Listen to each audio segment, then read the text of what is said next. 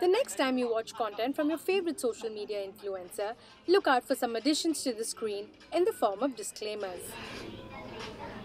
Forgetting the hashtag ad or hashtag sponsored for paid brand promotions could soon become a costly problem for social media influencers. The government is set to regulate social media influencers, making it mandatory to disclose paid associations with brands, and failure to do so could attract fines ranging between 10 to 50 lakh rupees, and repeat offences could lead to a ban of up to 3 years. These government regulations come close on the heels of similar guidelines laid down by advertising regulator ASCI, and experts say they're long overdue. According to the INCA Influencer Marketing Report, India's influencer marketing industry was valued at 900 crore rupees in 2021 and pegged to grow 25% to 2,200 crore rupees by 2025. That's because 100% of the marketers who participated in the survey said influencers are their number one choice. And in many cases, budgets for influencer marketing has jumped by 25 to 36%. This means influencers are now becoming brand ambassadors, making anywhere up to $65,000 a month depending on follow count. And a bulk of this comes from brand promotions. And the rules are generally being welcomed. Back in the day when we want to declare it to our audiences that if in case it was an advertisement, brands would be very, very hesitant because they would feel that it would lose that organic sense of marketing that in the past is what was known as the influencer's magic.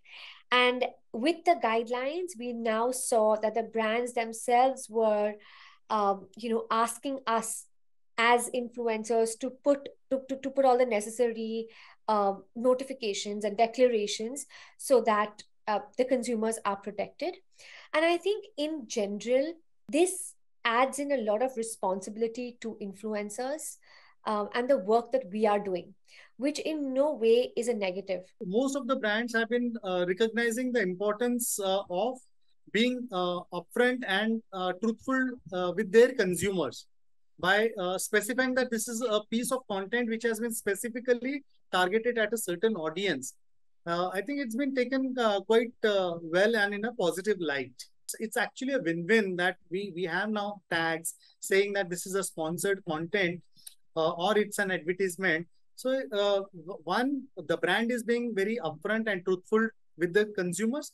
Second, consumers know that this is a sponsored content and consciously they are trying to engage with such content. The regulations aren't entirely new, but with the industry still at a nascent stage, many believe steep fines that could range up to 50 lakh rupees is rather harsh, especially on some of the less established influencers. 10 lakhs is a very harsh fine to be levied, and maybe the better way to deal with this would be to understand if someone has made a genuine mistake, send them out a notice and see if they're being repeat offenders, one, and two, give them maybe a 24-hour time period to rectify their mistake, and then see if they are still not rectifying it, maybe levy a fine. But many say strict regulations will not get in the way of the industry's growth.